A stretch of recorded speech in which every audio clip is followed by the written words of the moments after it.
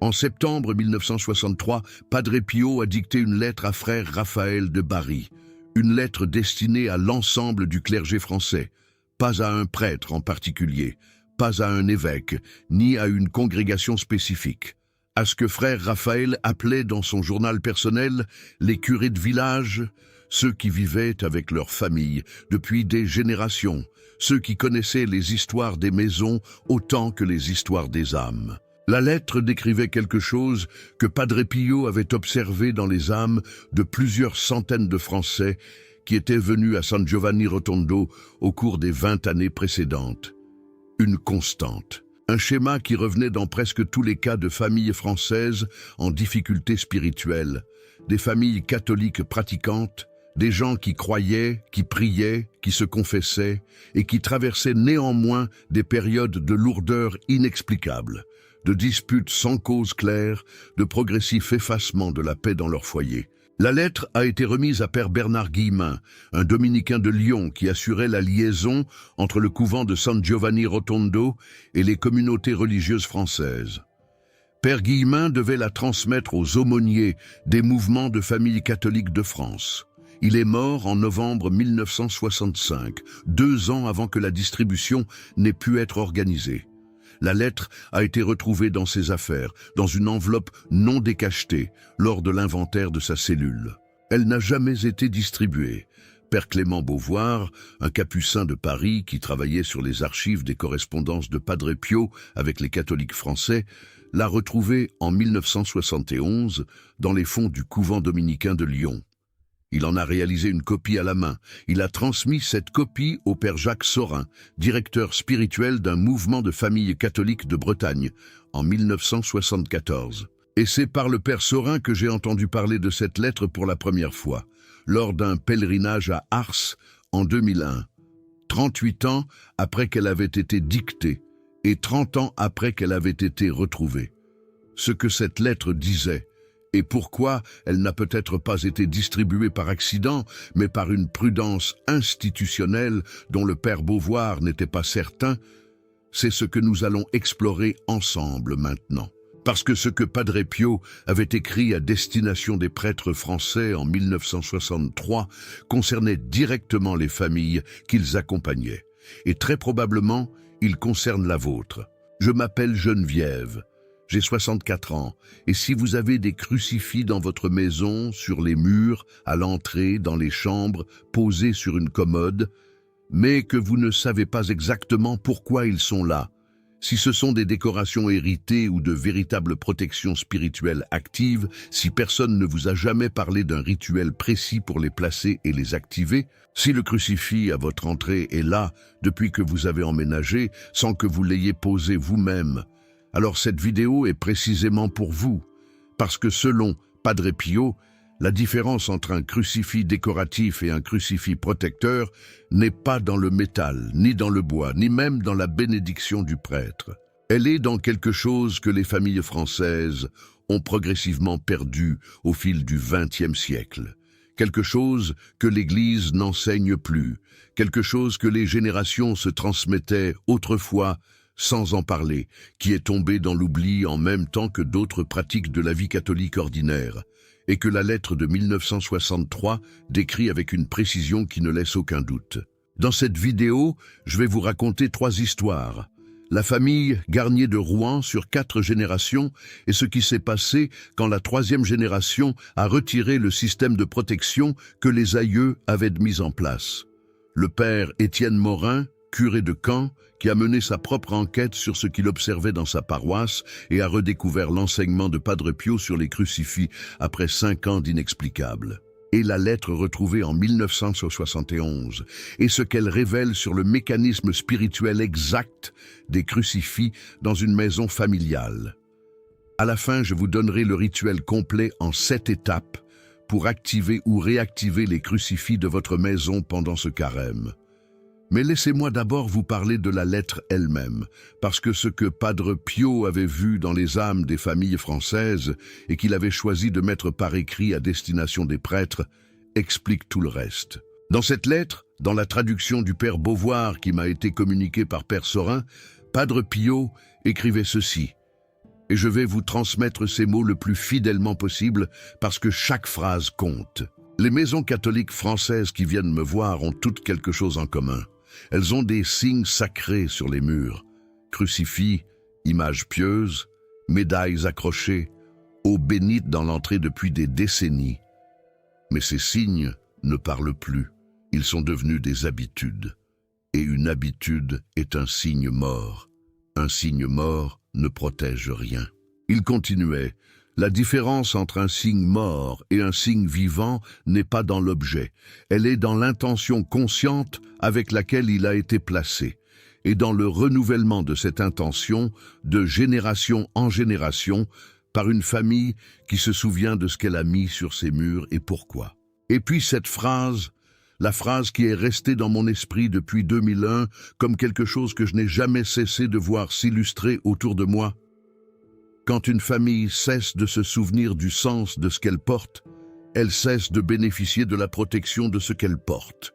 Et l'espace laissé vide ne reste pas vide longtemps. Voilà ce que Padre Pio voulait transmettre aux prêtres français en 1963.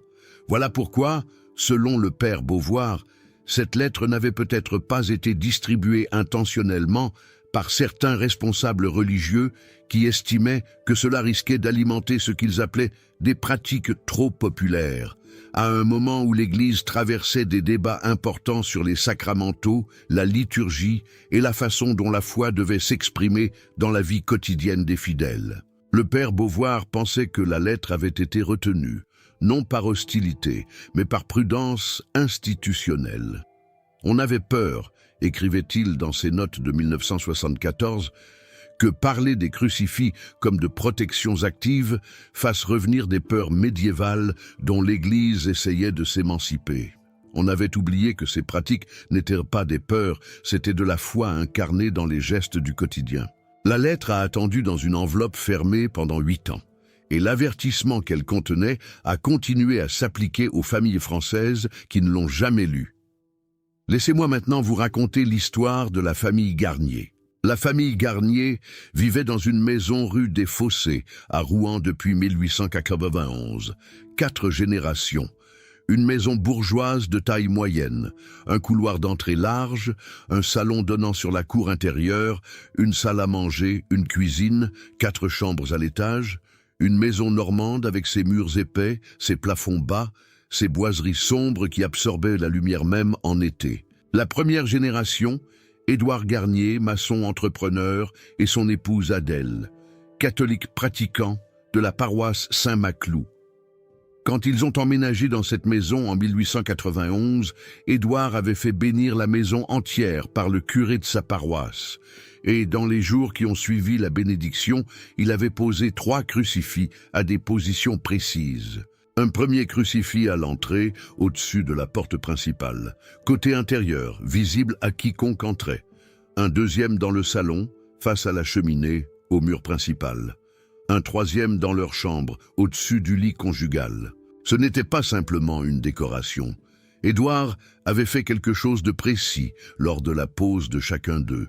Il les avait tenus dans ses mains un moment, en silence, avait prononcé une prière que sa mère lui avait apprise. Une prière courte, en latin, dont il connaissait les mots sans en comprendre pleinement la traduction, mais qu'il répétait fidèlement parce qu'il avait confiance dans les mots de sa mère, et avait demandé à voix haute, dans un français ordinaire, que cet espace soit placé sous la protection du Christ et que quiconque vive entre ses murs soit gardé. Ce geste, il l'avait renouvelé chaque premier dimanche de l'Avent, pendant 32 ans, sans exception, jusqu'à sa mort, en 1923, Adèle, son épouse, avait continué après sa mort. Elle ne connaissait pas la prière latine. Édouard la lui avait récitée plusieurs fois, mais elle ne l'avait jamais mémorisée. Elle utilisait une formule personnelle, plus courte. Chaque premier dimanche de l'Avent, elle faisait le tour des 3 crucifix. Elle touchait chacun d'eux. Elle disait quelques mots à voix basse. Un rituel discret, presque invisible, que ses enfants voyaient sans en comprendre le sens. « C'est ce que fait maman avec les crucifix », disait son fils Henri. Je ne sais pas ce qu'elle dit. La deuxième génération, Henri Garnier, né en 1900, qui avait hérité de la maison en 1941. Henri avait continué le rituel, pas parce qu'il en comprenait la signification profonde, parce que sa mère le faisait, parce que son père le faisait, et parce qu'il n'avait jamais imaginé ne pas le faire. Une habitude familiale transmise par l'exemple, sans explication verbale. Henri n'avait pas perdu la foi. Il pratiquait régulièrement, allait à la messe chaque dimanche, se confessait plusieurs fois par an. La maison était stable. Sa femme, Pauline, et lui avaient élevé 3 enfants dans cette maison. Les enfants avaient grandi dans une atmosphère que Pauline décrivait des années plus tard comme ordinairement bonne. Pas de miracle, pas de manifestation extraordinaire, mais une paix de fond, une stabilité qui résistait aux épreuves normales de la vie, les maladies, les difficultés financières des années de guerre, les deuils sans se défaire. Ce que Henri ne faisait pas. Il ne connaissait pas les mots de son père, ni même les mots de sa mère. Il touchait les 3 crucifix. Il disait « Je renouvelle ça », sans prononcer de formule précise. La substance du geste était là. Le contenu verbal s'était déjà allégé entre la première et la 2e génération. La 3e génération, Renée Garnier, la fille d'Henri, née en 1928, qui avait pris la maison en 1968. Renée avait 40 ans en 1968. Elle était institutrice, catholique, mais peu pratiquante depuis quelques années. Elle allait à la messe à Pâques, à Noël, pour les baptêmes et les mariages, ce qu'elle appelait les grandes occasions. La pratique régulière lui semblait désormais appartenir à un monde révolu, à une génération qui avait besoin de rituels pour structurer sa vie et qui n'en avait plus besoin maintenant. Elle était mariée à Jean-Pierre Duval, comptable, né à Reims, d'une famille non pratiquante, qui considérait les crucifix sur les murs comme une particularité familiale attachante et archaïque à laquelle il ne prêtait aucune attention. Ce que Renée ne faisait pas, et n'avait jamais vraiment fait avec intention, le rituel des crucifix. Elle savait que sa mère touchait les crucifix en novembre. Elle en avait une image vague dans sa mémoire d'enfance. Mais elle n'avait jamais su ce que cela signifiait, ni pourquoi, ni depuis quand. Sa mère ne lui avait pas expliqué, peut-être parce qu'Adèle pensait que Renée le savait déjà. Peut-être parce que la transmission avait déjà perdu son sens pour Adèle elle-même et que l'explication lui aurait paru difficile. Peut-être simplement parce qu'on ne parle pas facilement des gestes qui touchent à l'essentiel dans les familles catholiques françaises d'après-guerre. Renée avait arrêté de faire le tour des crucifix à l'Avent quelques années après avoir quitté la maison pour ses études. Elle n'y avait plus pensé. Ce n'était pas un rejet conscient. C'était l'oubli naturel d'une pratique dont personne ne lui avait dit le sens. En 1969, Renée a décidé de rénover la maison. Les peintures étaient défraîchies. Le couloir d'entrée avait une teinte grise qui lui paraissait lourde. Elle avait fait repeindre le couloir en blanc cassé. Et lors de ce chantier, le crucifix à l'entrée. Un vieux bois sombre, usé, dont la chaîne de suspension était rouillée, avait été décroché. Renée l'avait mis dans une boîte et rangé au grenier. Elle avait l'intention de le remettre. Elle ne l'a pas fait. Quelques semaines ont passé, puis quelques mois. La question du crucifix ne s'est plus posée. À sa place, au-dessus de la porte, un miroir encadré de bois clair, plus en accord avec la rénovation. Elle avait aussi décroché le crucifix du salon. Pas pour le jeter, pour le donner à la belle-mère Pauline, qui habitait avec eux depuis le décès d'Henri en 1966. La chambre de Pauline était au bout du couloir. Le crucifix du salon s'y retrouvait maintenant accroché au mur, devant le lit de la vieille femme. Le crucifix de la chambre conjugale, elle l'avait laissé. Jean-Pierre ne s'y opposait pas, et le décrocher lui semblait un pas de trop dans une direction qu'elle ne voulait pas franchir complètement. 2 crucifix sur 3 déplacés de leurs positions originales. L'entrée vide, le salon vide. Dans les 18 mois qui ont suivi, plusieurs choses se sont produites dans la maison Garnier-Duval. D'abord, des disputes. Non pas des disputes violentes, non pas des crises soudaines qui éclataient et se résolvaient. Des disputes lentes, sourdes, épuisantes, qui naissaient de rien et se déposaient comme une pellicule sur chaque conversation. Jean-Pierre et Renée avaient toujours eu des désaccords, comme tous les couples. Mais il y avait maintenant quelque chose de différent dans la texture de ses désaccords, une acidité qui n'était pas là avant, comme si les mots portaient une résonance qu'ils n'avaient pas auparavant, comme si ce qui était dit dans la maison restait dans la maison d'une façon qu'il était difficile d'expliquer autrement qu'en ressentant. Puis les deux enfants ont commencé à avoir des difficultés. Mathieu, 15 ans, des troubles du sommeil persistants depuis 7 mois. Il se levait plusieurs fois par nuit, incapable de se rendormir, sans cause médicale identifiable. Le médecin de famille avait parlé de tension scolaire. Mais Mathieu, dans les quelques fois où il avait tenté de décrire ce qui se passait la nuit, disait quelque chose de précis. « Je ne sais pas pourquoi, mais je n'ai pas envie de fermer les yeux dans ma chambre. » Isabelle, 12 ans, une anxiété croissante, des refus d'aller seule dans le couloir après 19 heures et une phrase qu'elle répétait à sa grand-mère Pauline depuis quelques mois. « Il y a quelque chose dans le couloir, pas la nuit, même le jour. » La grand-mère Pauline était une femme de 78 ans qui n'était pas du genre à alarmer facilement. Elle avait traversé 2 guerres et enterré son mari. Elle connaissait la différence entre une peur d'enfant et une observation. Et ce qu'Isabelle décrivait ressemblait à une observation. C'est Pauline qui a dit à René, un soir de décembre 1970, quelque chose que René ne s'attendait pas à entendre de la part d'une femme aussi posée. « Ta fille dit vrai. J'entends des choses la nuit dans ce couloir que je n'avais jamais entendues. Et depuis que tu as décroché le crucifix de l'entrée, quelque chose a changé dans cette maison. Je ne sais pas comment te le dire autrement. Je le sens. » René avait d'abord résisté à cette idée. La relation entre un crucifix décroché et les difficultés de ses enfants lui semblait relever d'une pensée magique qu'elle avait appris à dépasser. Elle était institutrice. Elle croyait en Dieu, mais pas dans les objets comme vecteurs de présence. Elle avait tenu cette résistance plusieurs semaines avant de chercher quelqu'un à qui en parler. Elle a finalement demandé à sa voisine, Madame Thibault, si elle connaissait un prêtre avec lequel on pouvait parler de ces choses sans être jugée.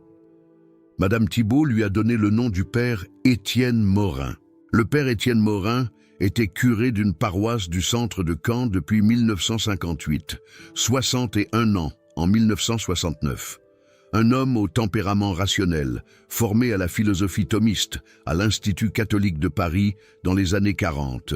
Un homme qui gardait une distance prudente vis-à-vis de ce qu'il appelait les dévotions de compensation, c'est-à-dire les pratiques qui substituent l'objet à la foi personnelle. Mais depuis 1964, quelque chose dans sa paroisse le troublait profondément. Quelque chose qu'il n'arrivait pas à formuler clairement ni à expliquer par les catégories ordinaires de la sociologie religieuse. Ce n'était pas une crise de pratique. Ces paroissiens venaient à la messe. Ce n'était pas une crise de foi manifeste. Il n'y avait pas de vague de déconversion, pas de conflits idéologiques ouverts. C'était quelque chose de plus subtil, un fond de pesanteur, une atmosphère qui s'était installée progressivement, famille par famille, comme un brouillard qui entre sous les portes sans qu'on sache d'où il vient. Des familles qu'il connaissait depuis 30 ans qui commençaient à se défaire pour des raisons disproportionnées par rapport à leurs problèmes réels. Des couples stables qui traversaient soudainement des crises dont l'intensité dépassait les causes visibles. Des enfants qui quittèrent la pratique, pas brusquement, pas par rébellion déclarée, mais par une indifférence totale, comme si la dimension spirituelle n'avait jamais existé pour eux. Pas de rejet, juste de l'absence. Le père Morin avait analysé ses propres sermons. Peut-être parlait-il mal. Il avait proposé des retraites, des soirées de prière, des formations de catéchèse pour adultes, des initiatives auxquelles venaient les fidèles déjà engagés, mais qui ne touchaient pas ceux qui glissaient progressivement vers la marge. En mars 1965, une paroissienne, Madeleine Crozet, 66 ans, veuve depuis 1959, était venue le voir pour parler d'une agitation nocturne qui durait depuis plusieurs mois. Elle dormait mal. Elle entendait des bruits inexpliqués. Une atmosphère de lourdeur pesait sur sa maison depuis le début de l'année. Le père Morin l'écoutait avec cette attention professionnelle qui était parfois trop distante, quand Madeleine a dit une phrase qui l'a arrêté net. Elle a dit « Père, est-ce que ça a un sens que ça a commencé exactement 3 semaines après que j'ai décroché le crucifix de l'entrée pour repeindre le couloir et que je ne l'ai jamais remis ?» Le père Morin n'a pas répondu tout de suite, parce qu'il se souvenait d'autre chose. Dans presque toutes les familles qu'il avait vues se décomposer progressivement depuis 1964, il y avait eu, à un moment ou un autre, des travaux de rénovation, des remplacements de vieilleries religieuses par des éléments de décoration plus modernes, des crucifix anciens retirés parce qu'ils ne s'accordaient plus avec la nouvelle tapisserie, des images pieuses descendues au profit de cadres photographiques, des bénitiers vidés et non remplacés. C'était une tendance de l'époque. Personne n'en parlait comme d'une décision spirituelle. C'était simplement la modernisation d'un intérieur. Mais le père Morin réalisait maintenant que ce qu'il avait perçu comme une coïncidence statistique, les familles en difficulté avaient souvent récemment rénové, était peut-être autre chose. Ce soir-là, il a commencé à tenir un journal. Il a noté tous les cas qu'il pouvait reconstituer dans sa paroisse avec suffisamment de précision. Depuis quand les difficultés? Quels changements dans la maison avaient précédé? Présence ou absence de signes sacrés aux positions clés? Entrée, pièce principale, chambre. Il a rempli 22 pages en 3 semaines. Sur 17 cas reconstitués avec suffisamment de détails, 15 avaient en commun le retrait ou le déplacement d'un signe sacré dans les 18 mois précédant le début des difficultés. Dans 2 cas, c'était simplement que le signe était là depuis si longtemps que personne dans la famille n'avait jamais su qui l'avait mis ni pourquoi, ce que le père Morin notait comme crucifix présent mais non conscient. C'est à ce moment-là qu'il a écrit à San Giovanni Rotondo. Il n'espérait pas une réponse de Padre Pio lui-même. Padre Pio était âgé, malade. Le père Morin espérait un avis pastoral d'un moine informé. La réponse est venue du père Raffaele de Bari en juin 1965. La lettre était courte, mais elle citait Padre Pio directement. Padre Pio dit ceci: « Une maison est un espace vivant. Elle absorbe ce qui se passe en elle. Les disputes, les peurs, les colères, les mots blessants, ils ne disparaissent pas dans l'air. Ils restent dans les murs, dans les coins, dans l'atmosphère de chaque pièce. Le signe sacré placé avec intention est un filtre. Il transforme ce qui est émis. Ce qui entre en lui ressort purifié ou ne ressort pas du tout. Retirer le filtre ne vide pas la maison de ce qui s'est accumulé. Ça le laisse circuler librement. » Et puis une deuxième phrase que le père Raphaël attribuait à Padre Pio avec la même certitude. « Ce n'est pas la famille qui a retiré le crucifix qui est punie. C'est la famille qui devient sans filtre. Et tout ce qu'elle aimait, ses tensions, ses ressentiments, ses peurs silencieuses, ses mots trop vifs, lui revient non transformé, multiplié par la résonance des murs. » Voilà le mécanisme que Padre Pio avait observé pendant des décennies dans les confessions et les âmes des familles françaises. Ce n'est pas une malédiction qui s'abat sur une maison parce qu'on a décroché un crucifix. C'est un mécanisme de résonance. Une maison sans filtre spirituel actif devient une chambre d'écho pour ce que les habitants y émettent. Les disputes s'amplifient parce qu'elles ne sont pas transformées. Les peurs reviennent parce qu'elles ne sont pas arrêtées. Les mots blessants restent dans l'atmosphère parce que rien ne les neutralise. Et voici ce que le père Morin a observé dans tous ces cas, et que la lettre de 1963 explique indirectement, la conséquence que personne n'attend et qui rend ce mécanisme particulièrement difficile à identifier. Ce n'est pas la personne qui décide de retirer le crucifix qui ressent le plus les conséquences.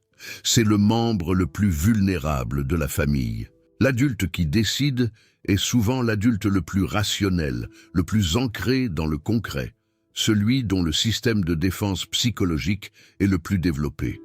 Il peut absorber l'atmosphère sans la ressentir comme anormale, ou il l'attribue à d'autres causes entièrement explicables. La fatigue, le stress professionnel, les tensions ordinaires d'un couple ou d'une famille. Ce n'est pas lui que la chambre d'écho atteint en premier, c'est l'enfant, c'est la personne âgée. C'est le conjoint qui traverse une période de fragilité. C'est quiconque, dans la maison, a moins de défense contre ce que les murs gardent et amplifient. Dans la famille Garnier, c'était Isabelle, 12 ans, qui disait depuis des mois « Il y a quelque chose dans le couloir ». C'était la grand-mère Pauline, 78 ans, qui entendait des choses la nuit. C'était Mathieu, 15 ans, qui ne dormait plus depuis 7 mois. René, l'adulte qui avait décidé, dormait normalement. Elle vivait les disputes avec Jean-Pierre comme un problème de couple ordinaire. Elle ne se reconnaissait pas dans ce que ses enfants décrivaient. Elle n'était pas la cible. Elle était la source non intentionnelle d'un déséquilibre qui atteignait en premier ceux qui étaient autour d'elle. Le père Morin lui a expliqué ce qu'il avait observé dans sa paroisse. Il lui a expliqué ce que la réponse de Padre Pio lui avait appris. Il lui a parlé avec précaution parce que Renée était une femme rationnelle, non pas en termes de présence mauvaise ou de démon dans le couloir, mais en termes de mécanisme, de résonance, de filtre absent, un vocabulaire qui rejoignait sa façon de comprendre le monde sans la brusquer. Renée a écouté, et à la fin de la conversation, elle a posé une question simple. « Et qu'est-ce qu'on fait ?» Le père Morin lui a répondu « On remet les crucifix à leur place, on les remet avec intention, et on se souvient de ce qu'on fait. » Renée a récupéré la boîte du grenier. Le vieux crucifix d'Édouard Garnier était là, le bois sombre, la chaîne rouillée, exactement comme le jour où elle l'avait décroché, et elle a raconté ce qui s'était passé ensuite à sa mère, Pauline, alors présente dans la maison. Et la grand-mère Pauline, en entendant cela, a fait quelque chose que Renée ne s'attendait pas. Elle est allée dans sa chambre. Elle a ouvert le tiroir du bas de sa commode, un tiroir qu'elle n'avait pas ouvert depuis des années, qui contenait des objets qu'elle gardait sans savoir exactement pourquoi. Et elle a sorti un petit carnet. Un carnet de papier épais à couverture noire de la taille d'un portefeuille. À l'intérieur, écrit de la main d'Édouard Garnier, le beau-père de Pauline, mort en 1923, une date, les mots de la prière latine que sa mère lui avait apprise, et en dessous, sa propre traduction en français, approximative, dans les mots d'un maçon normand qui n'avait pas de formation théologique, mais qui avait voulu que les mots ne se perdent pas. Édouard avait mis par écrit les mots qu'il prononçait chaque premier dimanche de l'Avent, au-dessus des crucifix de sa maison. Il avait écrit ces mots en 1920, 3 ans avant sa mort, dans un carnet qu'il avait glissé dans un tiroir. Et pendant 50 ans, ce carnet avait attendu dans le tiroir de la commode, passant d'une génération à l'autre dans les affaires déménagées sans que personne n'aille l'y chercher. Il savait que la transmission orale pouvait s'interrompre. Il avait préparé quelque chose pour le jour où elle s'interromprait. Ce que la grand-mère Pauline a dit ce soir-là et que Renée m'a raconté lors d'un pèlerinage à Lisieux en 2009, 38 ans après les faits, est quelque chose que je ne peux pas entendre sans être touché. Pauline a regardé le carnet, puis Renée, et elle a dit « Ton grand-père a écrit ça parce qu'il savait qu'une génération viendrait qui ne saurait plus. Il ne savait pas laquelle. Il a écrit quand même. » Édouard Garnier, maçon entrepreneur catholique ordinaire, n'avait rien de mystique. Il n'avait pas de don de prophétie, mais il avait l'intelligence simple des gens qui savent que les choses se perdent si on n'y fait pas attention. Il avait vu sa propre mère lui transmettre les mots à voix basse, et il avait su que les mots à voix basse ne traversent pas toujours les générations. Alors, il les avait écrits. Renée a replacé le crucifix au-dessus de la porte d'entrée. Elle a lu les mots du carnet d'Édouard, les mots d'un homme mort depuis 47 ans, prononcés à voix haute dans l'entrée d'une maison qui les avait attendus. Isabelle a cessé de parler du couloir dans les jours qui ont suivi. Pas immédiatement, en quelques jours. Mathieu a retrouvé un sommeil normal en 3 semaines. La grand-mère Pauline n'a plus entendu de bruits inexpliqués. Et les disputes entre René et Jean-Pierre ont changé de nature. Elles continuaient parce que les couples continuent d'avoir des désaccords, mais elles n'avaient plus cette résonance, cette acidité qui s'amplifiait au lieu de se résoudre. Jean-Pierre Duval, le mari non pratiquant, a dit un soir à René, sans que le sujet du crucifix ait été abordé entre eux, « Je ne sais pas ce que tu as fait, mais la maison est différente depuis quelques semaines. » Il n'avait pas été informé de la conversation avec le père Morin. Il n'avait pas été informé du crucifix remis. Il avait simplement senti le changement sans le chercher. Ce canal existe pour transmettre les enseignements de Padre Pio sur ce que les familles portent dans leur maison sans toujours le savoir. Si vous avez reconnu dans cette histoire quelque chose de votre propre maison, un crucifix décroché lors d'une rénovation et jamais remis, un signe sacré dont personne ne sait plus qui l'a mis ni pourquoi, une transmission interrompue entre vous et la génération qui vous a précédé. Ce canal existe pour vous. Si cette vidéo vous a donné quelque chose à faire dans les prochaines heures, pensez à envoyer un super thanks. Chaque soutien permet à ces enseignements de continuer à circuler vers les familles qui en ont besoin. Revenons à la lettre de Padre Pio de 1963, parce qu'elle ne se contentait pas de décrire le problème. Elle décrivait aussi le remède. Et c'est ce remède, le rituel précis que Padre Pio recommandait pour les crucifix dans une maison, que le père Beauvoir avait transmis en 1974 et que je vais maintenant vous donner. Voici le rituel complet en 7 étapes. Il peut être accompli seul, en famille, à n'importe quel moment du carême. Ce dimanche, si vous le pouvez. Il ne remplace pas la bénédiction d'un prêtre si vous pouvez l'obtenir, mais il peut être réalisé maintenant, avec les crucifix que vous avez déjà sans attendre. Première étape, rassemblez les crucifix que vous avez dans votre maison, pas pour les déplacer nécessairement, mais pour les voir, pour savoir où ils sont, pour vous poser 3 questions simples devant chacun d'eux. Qui l'a mis là? Quand? Avec quelle intention? Si vous ne savez pas répondre à ces questions, c'est que la transmission s'est arrêtée, et le rituel que vous allez faire ce soir peut recommencer la transmission.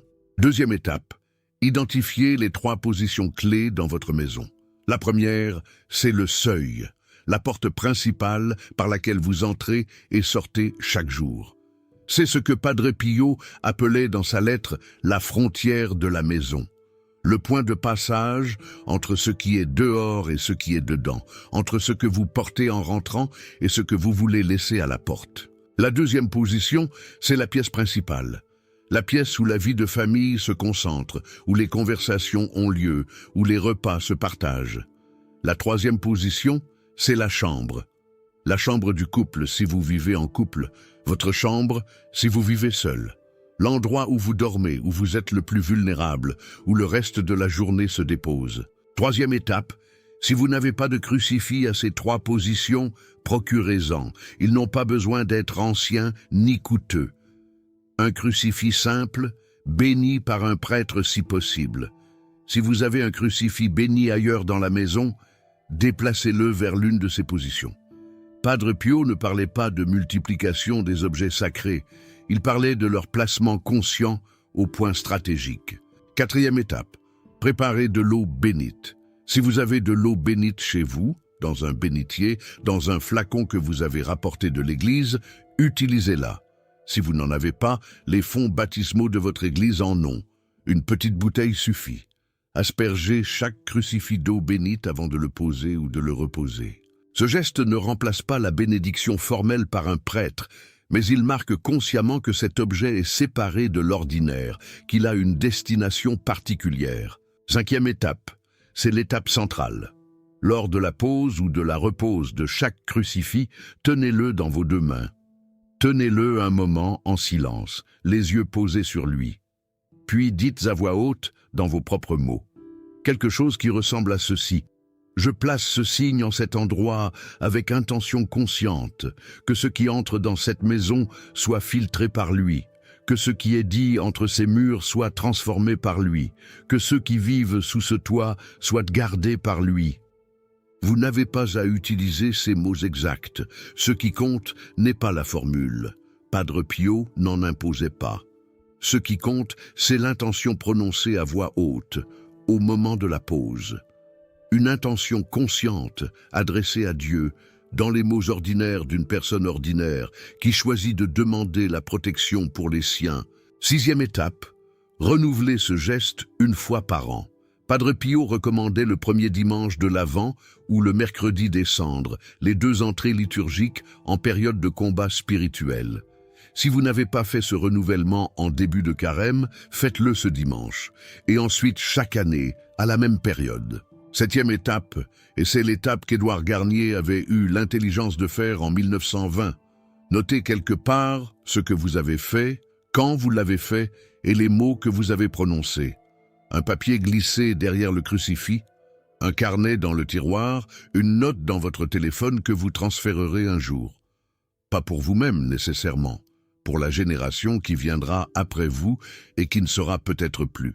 Pour l'enfant ou le petit enfant qui décrochera ce crucifix un jour pour repeindre un mur et qui retrouvera le papier glissé derrière et qui comprendra que quelque chose a été fait ici avec intention, pour lui, même si lui-même ne le demandait pas encore. Voilà le rituel, 7 étapes, pas de cérémonie complexe, pas de neuvaine de 40 jours, un geste conscient, prononcé à voix haute, devant Dieu, pour les siens. Ce n'est pas de la superstition, ce n'est pas une pratique magique, c'est de la foi incarnée dans un geste concret. La même foi que celle qui construisait des cathédrales pour que la pierre elle-même témoigne de quelque chose. La même foi que celle qui cousait des médailles dans les tabliers de cuisine. La même foi que celle d'Édouard Garnier, maçon, qui écrivait des mots dans un carnet en sachant qu'il y avait une génération quelque part dans le futur qui aurait besoin de les lire. Padre Pio disait quelque chose dans sa lettre de 1963 que le Père Sorin m'a cité presque mot pour mot lors de notre conversation à Ars. Ce n'est pas la maison qui est protégée par le crucifix. C'est la famille qui a choisi consciemment de demander la protection. La maison n'est que le cadre de ce choix. Ce qui agit, c'est le choix. C'est pour ça que la lettre de 1963 était adressée aux prêtres et à travers eux, aux familles, parce que le choix ne peut être accompli que par quelqu'un qui comprend ce qu'il choisit, pas par quelqu'un qui fait le geste par habitude ou par superstition, mais par quelqu'un qui sait maintenant pourquoi il le fait et qui choisit. Ma grand-mère de Limoges avait un crucifix dans chaque pièce de sa maison, pas des crucifix anciens ni beaux, des petits, simples, achetés à la sacristie de l'église du quartier. Mais elle avait quelque chose que je n'ai compris que longtemps après sa mort. Chaque premier dimanche de l'Avent, elle faisait le tour de la maison avec un verre d'eau bénite. Elle touchait chaque crucifix. Elle disait quelque chose à voix basse. Je voyais le geste depuis l'enfance, et je savais que ce geste avait un sens pour elle, sans en connaître le sens pour moi. Quand ma mère a vidé la maison après le décès de ma grand-mère, elle a trouvé, glissé derrière le crucifix du salon, un papier plié en 4. Elle me l'a apporté. Sur ce papier, écrit de la main de ma grand-mère, il y avait 3 lignes. Une date, la formule qu'elle prononçait chaque année, et un prénom. Mon prénom. Elle avait écrit mon prénom sur ce papier. Elle priait pour que les murs de sa maison me protègent. Moi, l'année où j'y avais passé un été difficile. L'été de mes 19 ans. Une période que je n'ai jamais racontée à personne et que je ne raconterai pas maintenant. Elle avait mis mon nom dans son rituel, sans que je le sache, sans me le dire. Elle le faisait chaque année, et elle avait laissé une trace pour le jour où je comprendrais. Je n'ai jamais su si elle savait ce que j'avais traversé cet été-là. Peut-être qu'elle le sentait. Peut-être qu'elle priait pour moi, chaque année depuis mes 19 ans, sans raison particulière. Simplement parce que j'étais dans sa famille et que le rituel incluait les siens. Peut-être que le prénom sur le papier est une coïncidence. Je ne crois pas aux coïncidences de ce genre. Je porte ce papier dans mon sac depuis 23 ans. Voilà ce que le rituel des crucifix est, en réalité. Ce n'est pas une formule, ce n'est pas une technique de protection spirituelle abstraite. C'est un acte d'amour écrit dans les murs pour protéger ceux qu'on ne peut pas toujours protéger autrement. C'est la façon qu'ont les générations qui nous ont précédés de continuer à veiller sur nous, à travers des gestes qu'elles ont appris de ceux qui les ont précédés et qu'elles ont choisi de transmettre, à voix basse ou sur papier, pour que les murs gardent. Avant de terminer, une question pour vous. Une question. Est-ce qu'il y a un crucifix à l'entrée de votre maison? Et savez-vous qui l'a mis là, quand, avec quelle intention? Ou est-il là depuis si longtemps que personne ne s'en souvient plus? Et s'il n'y en a pas, depuis quand? Et qui l'a décroché? Dites-le dans les commentaires.